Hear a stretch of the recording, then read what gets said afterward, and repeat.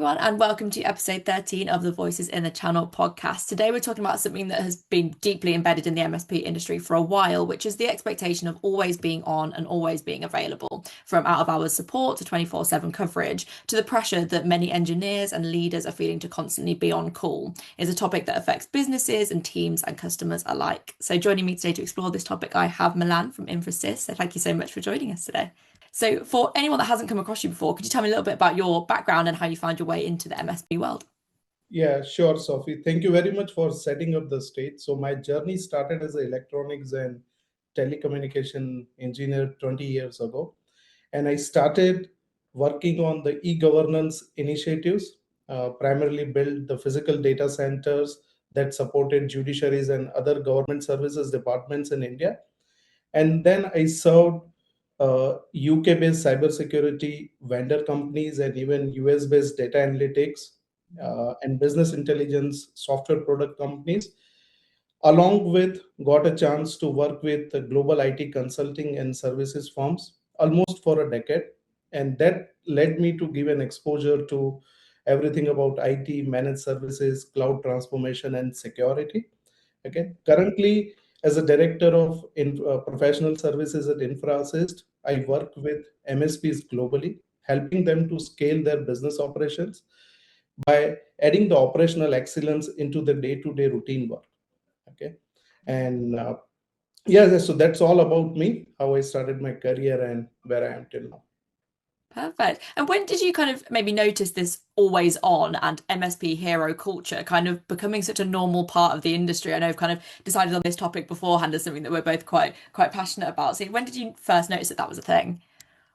So it started, I would say, almost in the era of 2010s, okay, when businesses heavily relying on the technology. So earlier, even if I talk before 20 years, if the system is down, the business can still work for a while manually, but that's not the case anymore. Even the small and medium businesses, they rely on an interconnected system, automated business process and workflow, which made that, okay, we need to be always on. Okay, that's Right. how it started. Honestly, I feel like it's just spiraled with the way that people feel like they need to, with changes in security and all of those things. People are feeling that pressure, I think, more and more and more. Do you think that a lot of that pressure comes from maybe like the clients and SLAs, or do you think a lot of it's kind of imposed by MSPs themselves trying to deliver exceptional services? I think I would say it's a mix of both. Mm. Primarily, MSPs always want to give a kind of add a best value to the business. Yeah. Now, when they think of I want to give a best value to the business, when businesses are heavily relying on the technology Mm. and the business dynamics have changed. Nowadays, many businesses work and liaise with the international clients, okay, all Mm. the time. And also the second big aspect is that they heavily rely on systems. Without system, they cannot work, right? Yeah. And businesses, the relationship between businesses and MSPs is completely based on trust. They keep the businesses running.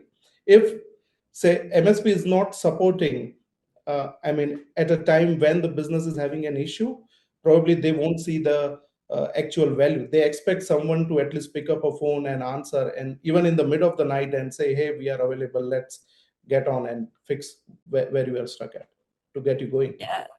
Yeah, and as you mentioned there, people are working just more and more with like global teams, even expanding their own team Yeah. abroad, and that changes all, the time differences and all of those things. So I can imagine that does play a massive part.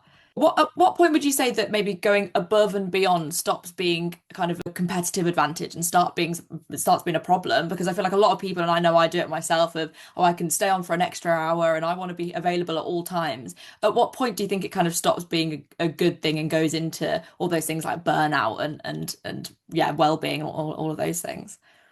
So that's a very thin line. Okay. Hmm. And MSPs, usually being an MSP, when you are working with customer, right, and you are one of the founder, it's very difficult to say no to the things. Yeah. But the smart way here is we need to draw a thin line, defining the clear priority and severity level to the things. Say, for Yeah. example, someone has got to say just a password reset request that can be entered in a lighter mode. No need to act immediately. But if an accountant is working on, say, billing the invoices at the last day of the month, which is something mandatorily need to be attended. So basically mapping the business impact of an IT outages.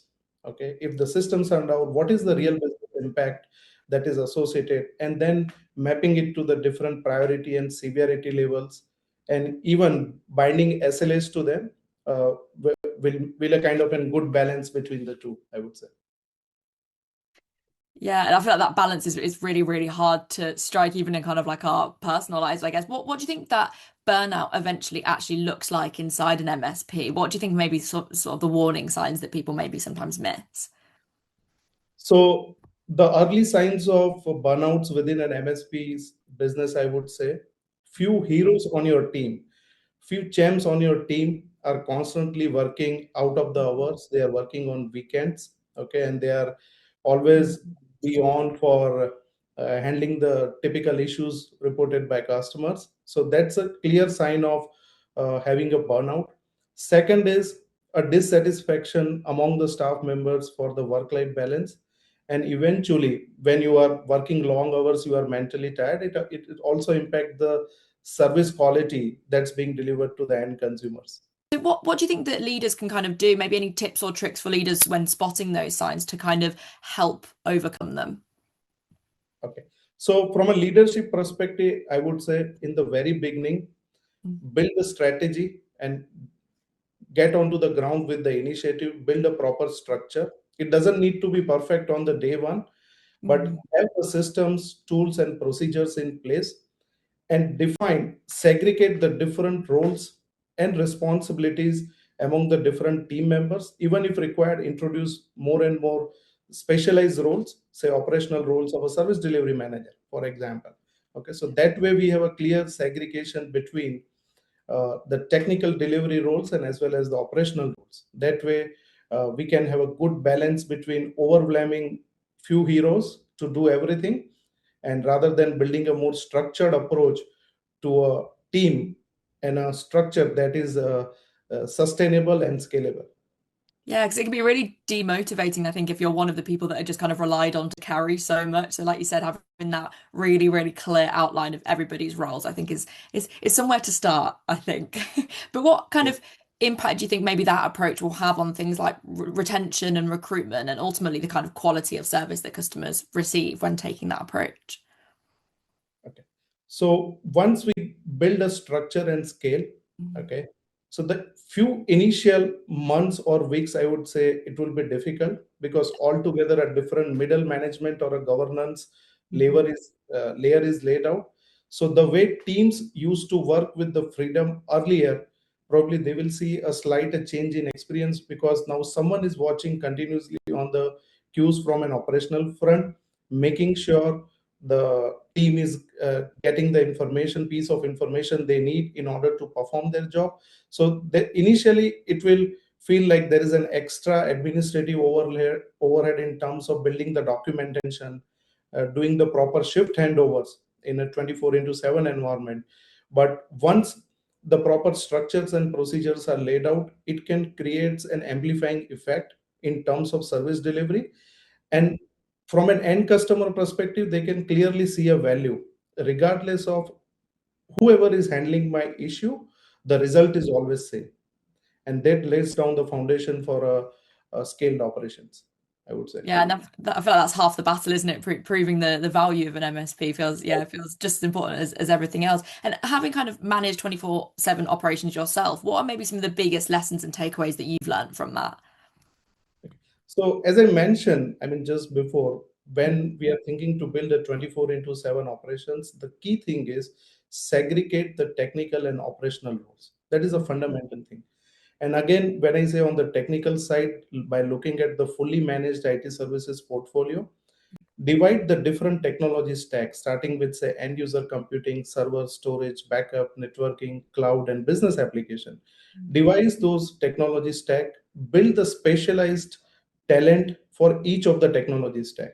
So with that way, and also on the operational side, you build a team of service coordinators, people who do triages, escalate, and also the service delivery managers as a governance layer.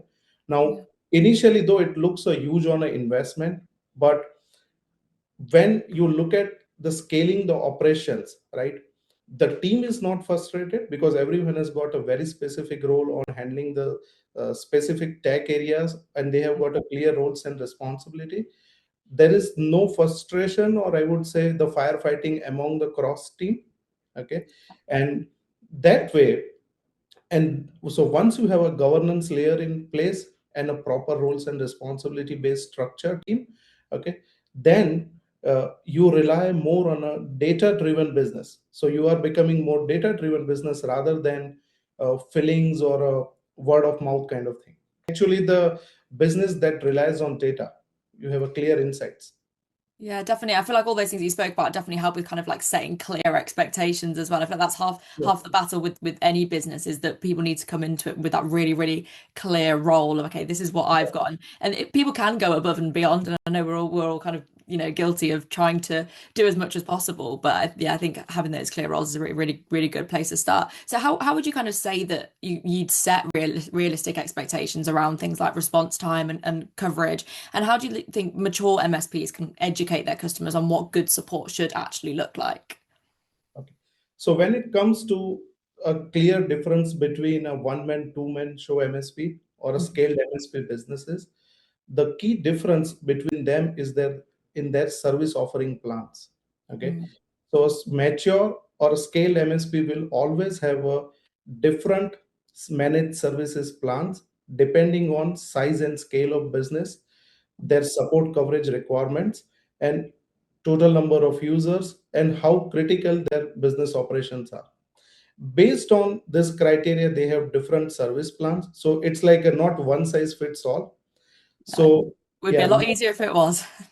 yeah. So mature MSPs have a clear curated plans for different needs of a customer, so that there is a clear set of expectation they can set in the beginning even before signing up the contract. So, I mean, a small customer may not need even an answer to the support request even in the mid of the night and say they are paying a heavy amount, a heavy monthly bill on just getting a 24 into 7 contract. But an enterprise who is dealing internationally, they will, of course, need a 24 into 7 support. So, a mature MSP builds a very specialized curative plans for different customer segments and set the expectations right, so there is a no firefighting or frustration while we are delivering services to them. Yeah, it's really, really good advice. And I guess I think I already do know your answer to this next question, but I would just love to hear. Do you think 24/7 service and support is always worth it? Do you think or every MSP should offer that as their service? I would say, as an MSP, as a mature and growing MSP, you should have 24 into services in your portfolio, but you need to be very selective who will need it and who will not need it. Now, it's an added advantage for MSPs, especially when they are bidding to opportunities with the larger organization, enterprises, governments, and the non-profit spread it globally, right? Right. So this is wherein, because this kind of larger organization have a clear requirement in their RFPs, even when they publish the requirement document, they clearly say we would like to work with MSPs, those who have 24 into 7 operations. So this become a kind of a mandatory prerequisite. So yes, as an MSP, you should offer. Now, what services in your portfolio require 24 into 7? That's again a big question. Mm, So say, for example, delivering a professional services engagement doesn't need to be 24 into 7. yeah. Okay, it can be done during business hours, but having a proactive monitoring and maintenance of already deployed infrastructure, okay, is a key thing. So that needs to be 24 into 7. So Right. the NOC services should be 24 into 7. Again, for geographically distributed businesses with the offices globally, they should have an after hours and weekend support. Okay, Right. because every region follows different holidays, different weekend days. So yeah, this is wherein there is a huge value MSPs can offer, being around the clock. Fantastic. And then I'd love to end on more kind of a personal question, I guess, of you and your journey. If you could go back and give your younger self one piece of advice before launching a 24/7 support operation, what would it be and why? Yeah. So if I personally give an advice to myself, It would be, I always wanted things to be picture perfect from day one. So Mhm. I spend my time heavily on building systems, procedures, tools, SOPs. But when you are looking forward to build it, it's not need to be perfect on the day one. Yeah. So you can have a foundation, you can have a strategy, have a kind of a skeleton in brain that you put on a paper and build it in the phases with the clearly defined timelines, milestones, so Yeah. that as you go along, you track it properly. Okay, and if there is any fine tuning and adjustment need to happen, that can happen in a more agile way rather than in a waterfall one shot way, I would say. Yeah. I feel like it's a lot easier said than done, isn't it? When you get a vision in your head, you're like, okay, I want it and I want it done now. But no, that's all of my questions. And thank you so much for your time today of being on the podcast. Yeah. Thank you, Sophie. Thank you very much for your time.